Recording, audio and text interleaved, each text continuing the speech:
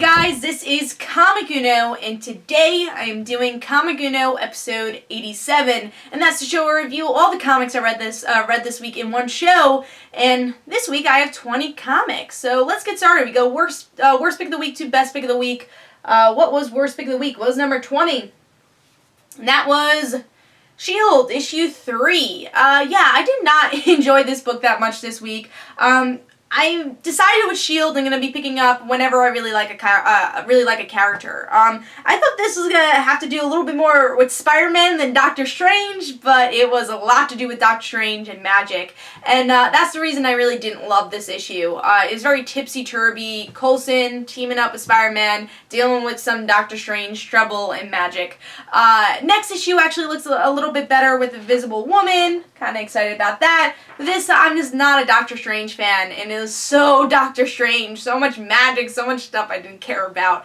Also, art, I felt, well, not art, I will say coloring, just didn't fit the title that well. I thought the coloring was a bit off here. So I thought that was a bit weird.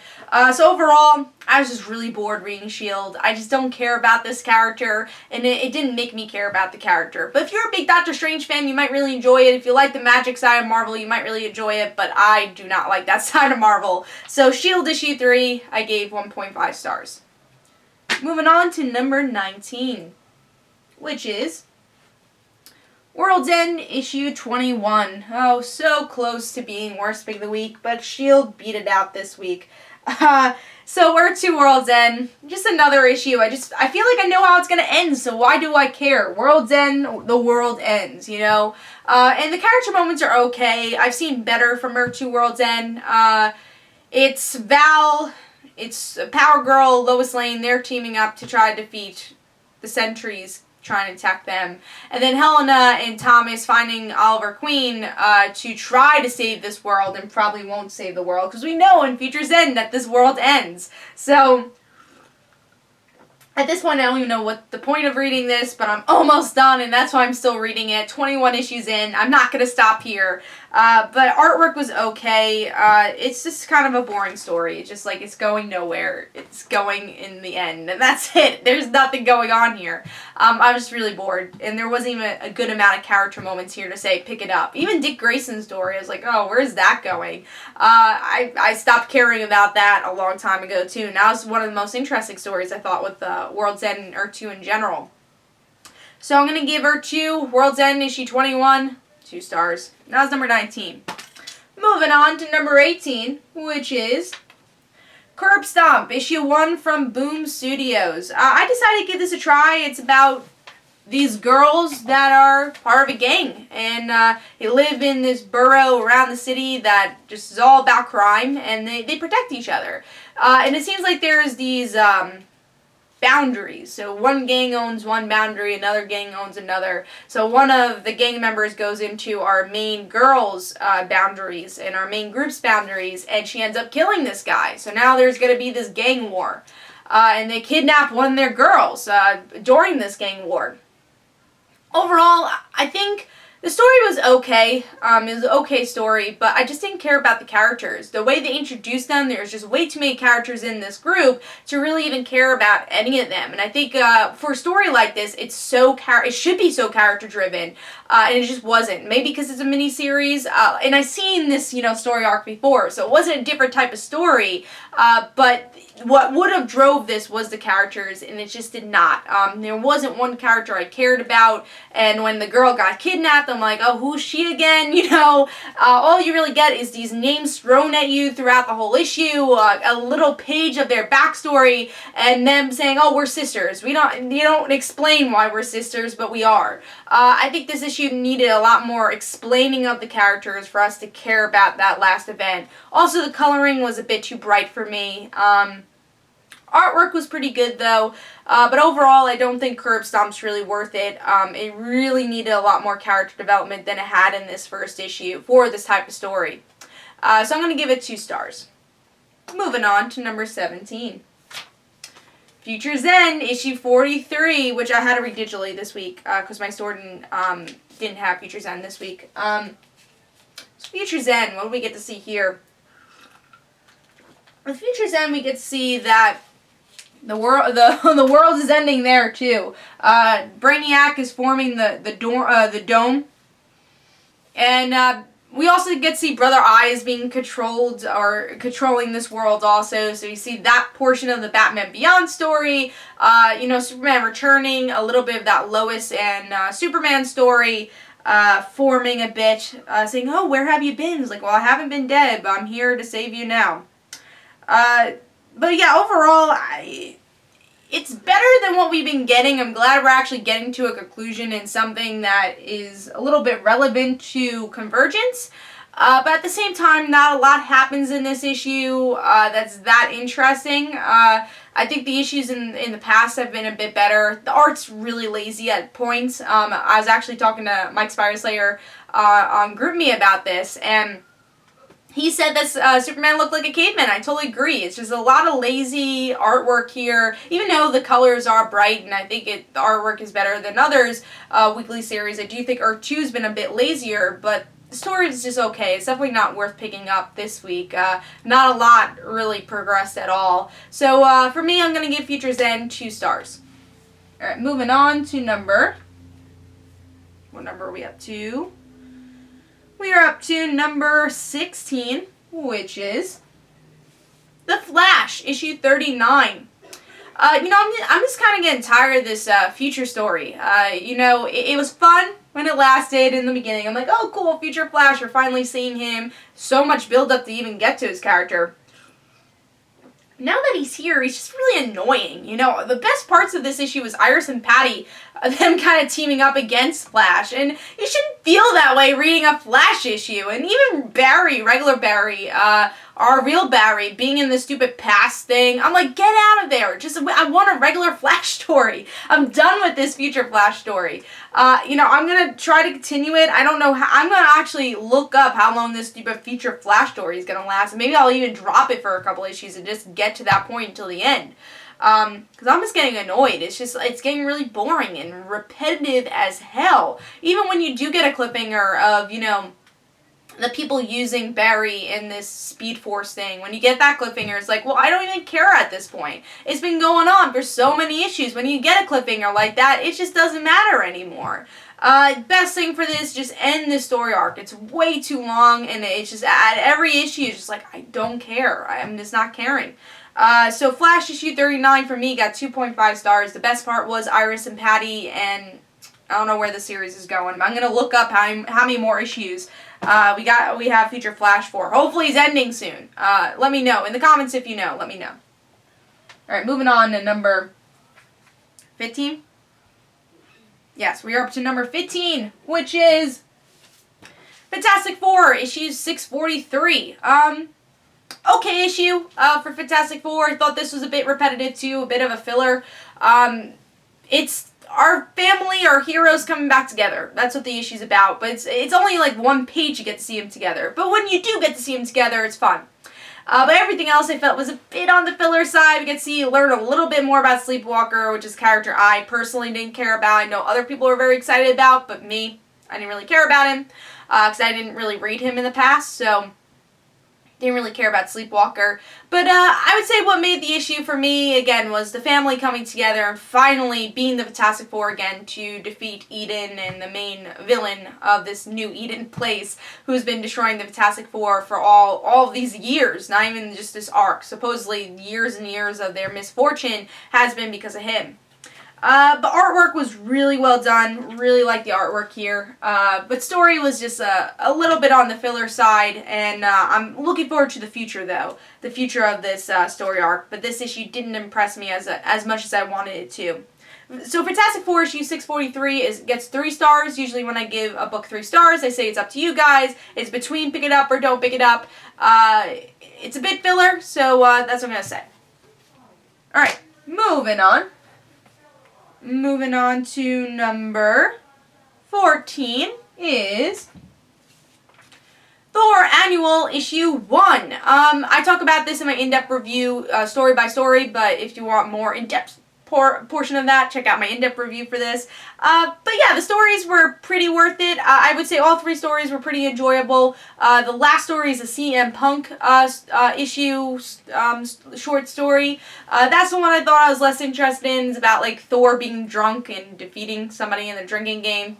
That one I was a bit less interested in, but the artwork was really good for that issue.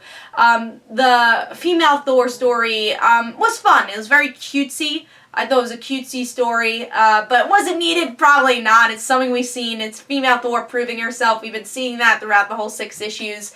And then the first story actually was the one that impressed me the most, which was old Thor from, I guess, Thor Thunder, God of Thunder, which I didn't end up reading because I'm not a big Thor fan. I described that in my in-depth review too. I'm not a huge Thor fan, but I've been loving the female Thor, so that's why I've been picking up, and I decided to get the annual. But yeah, overall, the old Thor was definitely my favorite because it's like this Bible story of Thor recreating Earth, recreating animals, and then Adam and Eve. He creates Adam and Eve, which is Jane Foster and Steve Rogers. I love that. So the first story is my favorite. Second story was very cutesy. Third one was okay. So overall, I think it's up to you. If you're a huge Thor fan, get this. First story is definitely worth it. If you're not, I think you could definitely skip it. And if you have a heavy week, you could skip Thor, the annual. So I give it 3 stars. Moving on to number... We are up to number 13, which is Batman Eternal, issue 47. This is an okay issue, definitely obviously better than the other weeklies. Artwork was really good. I think that's what really pushed it up for me. But it's definitely a build-up issue more than anything for this issue. It's Penny 2 against Catwoman. It's literally seeing all the Bat family against somebody, against some Bat villain. So like I said, Julia against Catwoman. We get to see Batwing against Scarecrow. Tim against Clayface. We get to see that Batgirl is against Joker's daughter, which is really messed up. Red Hood. I don't think they say who he's against, but he's against somebody. Oh yeah, Red Hood is against Bane. That was pretty cool. And then we get to see Stephanie. She just wants to try to spoil everyone's plans, of course, and try to get Vicky Val into all this. And then Hush is obviously becoming a part of this too, trying to destroy Alfred and the Batcave. So that's what's going on with this issue. So yeah, plot-wise, this doesn't really progress much, but I think there's a lot of fun moments in this. You know, seeing the Bat family actually come together to try to find out who's behind all this, and Hush being this, like, little puppeteer. I don't think Hush is behind it, but who knows. It seems a bit of the obvious if he is. Yeah, overall, artwork was really good. I thought it was a good issue. I don't know if you have to pick up this issue. If you need to skip a Batman Eternal issue, this might be the one you can, because not a lot happens, but it's fun overall, so I gave it 3 stars. Batman Eternal. Alright, moving on to number... We're up to number 12, which is Spider-Man 2009, issue 9. Pretty good issue. You know, I liked it. I enjoyed this one. We get to see that Spider-Man 2009 is in this post-apocalyptic world where he gets to see the future Hulk, which I don't know his name. Sorry. Let me try to get it. Mastro, future Hulk. And the world's being destroyed because of alchemists. So, you know, Liz Allen's company is destroying, and also the company in the future, ends up destroying the world and destroying New York. So Spider-Man 2099 is going to have to figure out a way to try to bring back to New York. And it doesn't seem like this is his timeline, but this could be his timeline in the future. So I don't know if he's going to try to escape this timeline or actually try to prevent anything. But that's what's going on right now. And the cliffhanger is that, and I'm not a big Spider-Man 2099 fan, so I don't really know this character that much, but Doctor Strange's daughter is locked up, and I'm sure that has to do more with 2099. And people that enjoyed that series in the past probably know that cliffhanger a bit more. But the artwork was really good. I like the cliffhanger, even though I don't know who she is. You know, I know obviously she's Doctor Strange's daughter, but I don't know the connection of her to the 2099 world. I still enjoy the cliffhanger. I thought it was a good set up to whatever they're doing in 2099. I'm still not totally convinced though, because I'm not a big 2099 fan. So I don't know how long this is gonna last. I hope it doesn't last too long. I kind of want to see him like going in his own adventure without all this chaos. Like he just went out of Spider-Verse. Like I want to see him in 2099 without all this chaos and even more of a story arc. I kind of wanted some filler issues to learn more about him.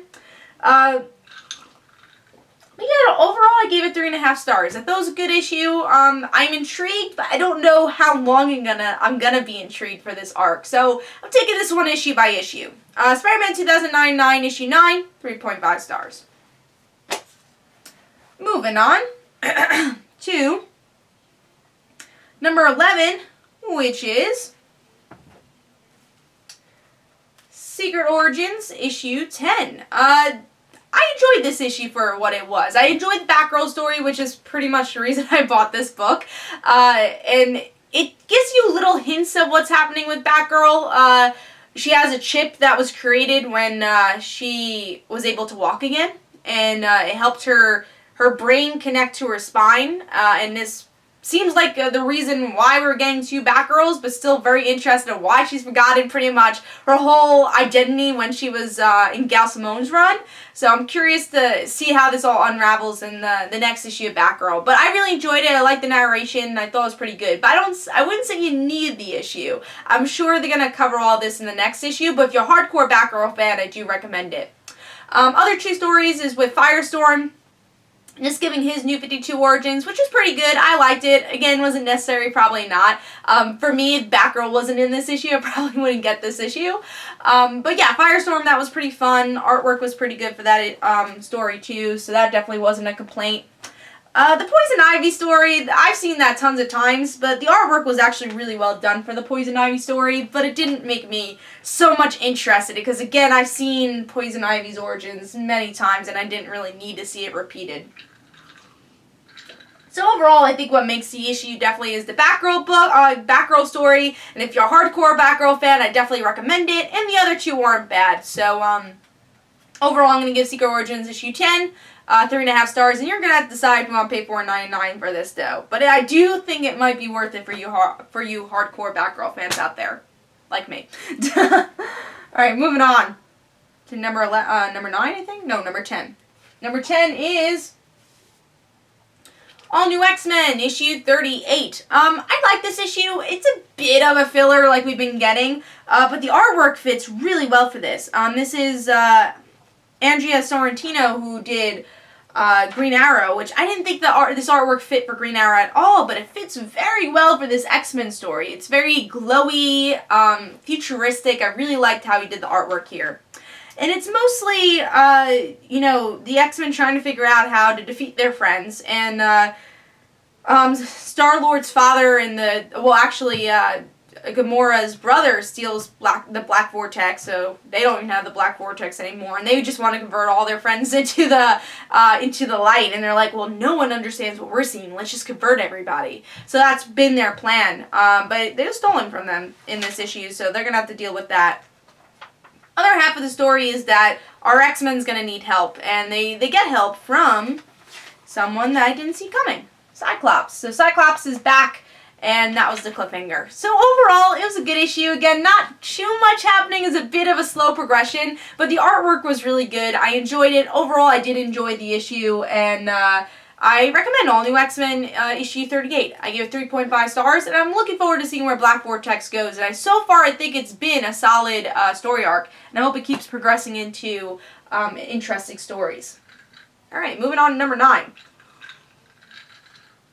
Number 9 is Superior Iron Man issue 5.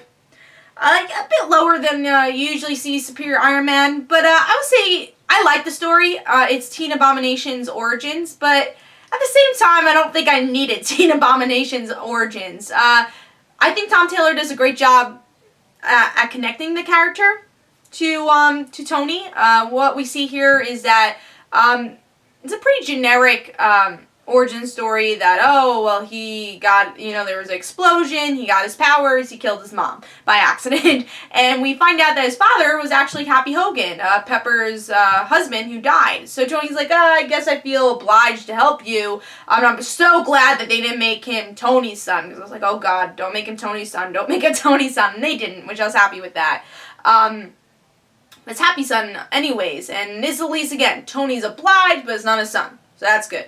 I do not need to see that story, and I have a feeling in the future we probably will see that story, but I do not need to see it now. So yeah, I like the story, but I don't love Teen Abomination. That's the best way to put for this issue. That's why I didn't get like 4 stars, but the artwork is really well done. As I showed you, very, very good artwork, and overall, this is a pretty good story. So I gave it 3.5 stars. Alright, moving on to number, I think, 8. I think so. Yes, we're up to number 8, which is Effigy, issue 2. Really, really solid issue. I enjoyed Effigy a lot. Let me just make sure what grade I gave it. Oh, okay. Might change the grade. I gave it 3.5, but I think I'm going to probably give Effigy 4 stars. I'll change that up later. But yeah, I gave Effigy 4 stars. I would say the only kind of nitpick I have for this issue was the art is very plain, so that makes the facial expressions a little less than I wanted, but I thought this was a really good issue. You get to really like our main character, who's the police officer, and the detective she's working with does not know anything about TV at all. He didn't grow up with the TV, so I like that relationship of like him not really knowing she was a celebrity, so she could be very open to him. So very excited to see where that relationship goes. And then she meets an old friend that might be connected to the murder that she's discovering. And it's getting pretty interesting. So overall, I like the mystery. I really enjoy the characters. The art could be a little less plain, but I do like the story a lot. And again, I'm very interested to see where it goes. So Effigy, for me, gets 4 stars. I don't know why I gave it 3.5 there, but I'm going to give it 4 stars. Alright, moving on to number 7, which is Batman issue 39. Yeah, this is actually a lot higher than Batman has been with this Endgame story arc. Endgame for me has been a bit slow. It's been creepy, but it's been slow. Here, I think the story definitely picks up a bit more. Yeah, so we get to see that the Bat family is coming into this story. Batman's villains are helping Batman out to try to get to Joker, because Joker is just giving so much mishaps here. So many crazy things are happening. He went into the Batcave, cut off Alfred's hand. So many bad things happening to Alfred this year. He gets injected by a syringe, and now his hand is completely cut off. Not a lot of good things happening to Alfred. So his hand gets cut off. We get to see that Joker's having a parade, and Bruce needs to get close to him to try to get his spinal fluid. And also discovering, is he from the past? Is he kind of immortal? I hope we don't discover that. I really don't want to know his origins. That's kind of been my big problem with the story arc. But I like that Batman's teaming up with his villains. I like that the Bat family was included here. Again, there's some interesting little details, like Alfred getting his hand cut off. Artwork, as always, is beautiful. Just looking at the scene, it's beautiful artwork, beautiful coloring. And I really like the narration here, too. The opening scene of the Bat symbol being upside down, that meaning that he's dead, and everyone knows that now. And this actually meaning that he needed help to save Gotham and trying to get his villains help to do so. So overall, very solid issue. I probably would have given this higher if it wasn't for the secondary story. I do not care about the secondary story at all. I think it's very much filler. I'd rather have more pages for our original story than having this Joker story of these people trying to figure out his origins. No, don't care about that at all. Care more about the main story. So that's definitely a bit of a negative. But overall, Batman issue 39 gets 4 stars, and I think this is a big improvement from what we've been getting from Batman Endgame. Alright, moving on to number 6. What didn't quite make top 5, but was still very good. And that was Deathstroke, issue 5. This is the best Deathstroke has been since issue 1. I would say actually just the best Deathstroke has been for this series. Artwork, as always, is beautiful, and most of this issue is a fight between Batman and Deathstroke, but Deathstroke realizing he's not that good because he's younger, and he has 2 eyes now, so he's actually worse on his game because of it. So it's a fight between them, and then the second story going on is Rose and Jericho kind of teaming up and meeting their grandfather. So I love seeing that Rose is so much like her father, and Jericho, I wouldn't say so much as like his father, but it's interesting to see that brother and sister relationship, and I really enjoyed that in this issue. And I felt this issue was a lot less cluttered. I felt like they were, Tony S. Daniel knew what he was doing a bit more with the story narrative. Knew what direction he was going a bit more here, and I love the inner monologue with Deathstroke trying to fight Batman. I thought that was perfect. So this was just a lot better of an issue, big improvement from what we've been getting story-wise, and I hope we get to see Rose, Jericho, and Deathstroke in the future after this story arc. I think that's what's going to really make this Tony S. Daniels run different from other Deathstroke runs. So Deathstroke issue 5 for me, for amazing artwork and big improvement from story, is number 6 and gets 4 stars. Moving on to number 5. What is number 5? Number 5 is The Little Mermaid, issue 1. I had a blast with this issue, As you guys know, I'm a huge Little Mermaid fan, huge Disney fan, so I was very excited to read Little Mermaid, and Meredith Finch, I think, is a great writer. She's currently writing Wonder Woman. And she's also written a couple of other titles for Zenescope, Tales of Terror for a couple issues. Cover is great here, too. I really like the cover. But with Little Mermaid, she is a character that's previously been in Zenescope, and I was kind of afraid of that because I was like, oh, am I gonna know enough about this character? I was a little hesitant, but I think Meredith Finch does a great job at making this very new reader friendly for just people who just picked it up, not knowing that Little Mermaid was previously in the Zenescope universe. And it's a very interesting twist of the Little Mermaid story of her trying to save a human and actually being trapped because of it, and her mother being human and her father being a mermaid. Like, who the hell is her father? So a lot of interesting little twists here. It seems like she also could have legs just by being dry, or maybe by will, I don't know, and that's definitely more of H2O mythology there, but really fun. I'm curious to learn more about her family. Artwork was beautiful for this issue, and I just felt very different. You have Ursula here. Very good issue. Very solid issue. 4 stars. Looking forward to reading more Little Mermaid. Really enjoyed this issue. Alright, so what was number 4? Number 4 is The Amazing Spider-Man issue 15. And I would say the reason Amazing Spider-Man kind of made the jump over Little Mermaid, even though I think Little Mermaid was a bit more neater in story-wise, Amazing Spider-Man, just had me have this enjoyment with the May story. I mean, we get to see May is happy again. The mother, Mary Jane, was written really well here. And I talk about this a lot more in my in-depth review, but Mary Jane was actually written great. She reminded me a lot of Tom DeFalco's version of Mary Jane. Obviously, it's the same character, but felt like that voice, and I thought that was great.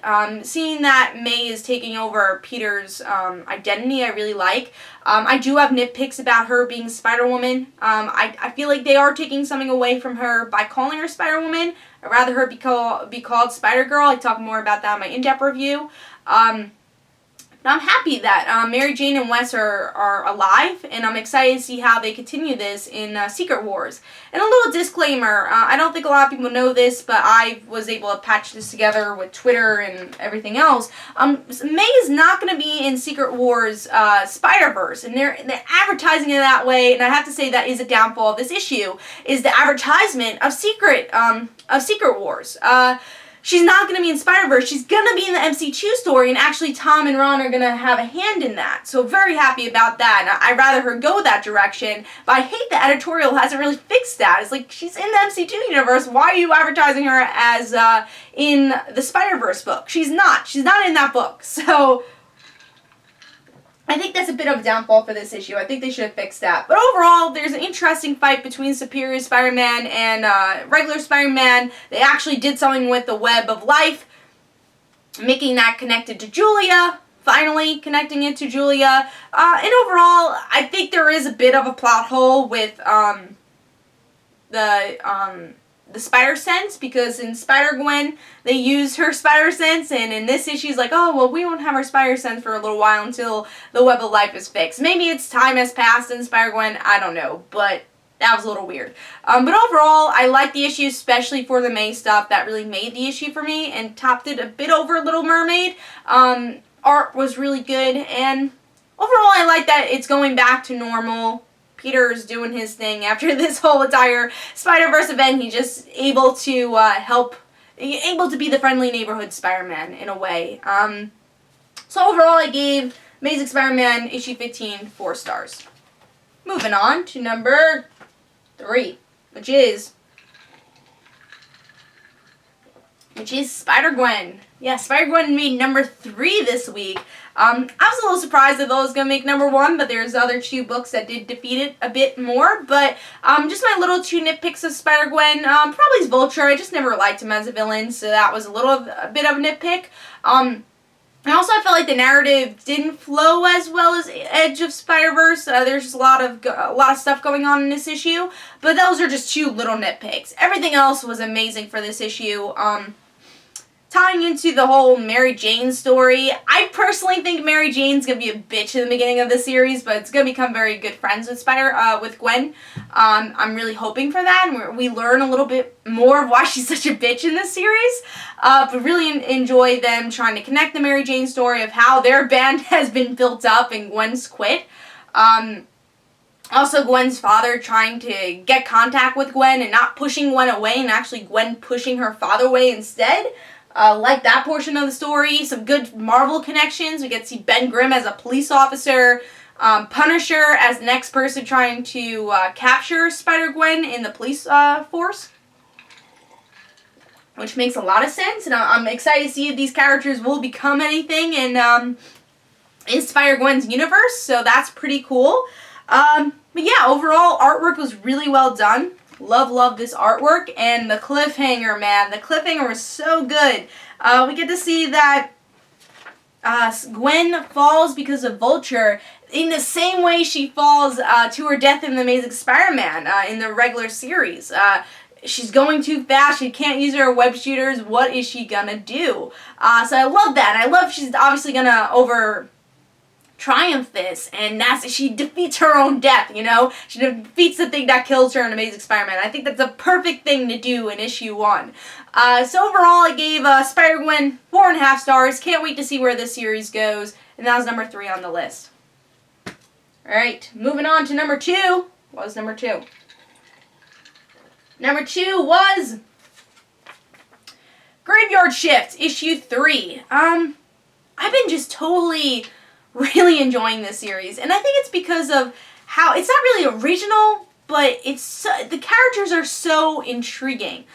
We get to see Hope really figure out what it means to be a vampire, her questioning, am I evil, am I not evil, how to step away from her master, just learning more about vampirism, and her being hungry, trying to learn how to have blood, you know, how not to kill somebody. And it's just a really interesting story. Her and her fiance working together to try to find a cure. Artwork, beautiful. And it's just a very interesting story. And I love the characters here, the interaction they have together, and this relationship that our main character in Hope has. Very good issue. I give it 4.5, and if you haven't been reading this miniseries, and if you like vampires, I totally recommend Graveyard Shift. So that was number 2 on the list. Moving on to number 1. What made pick of the week? Daredevil, issue 13. I thought Daredevil was a perfectly written issue this week. Artwork, of course, is beautiful. Love the artwork. But what made this issue is kind of putting the superhero genre on its head, or a topic in superheroes and comics we see so much, and changes it. You know, Kristen, I feel, is such an interesting character, an interesting girlfriend character.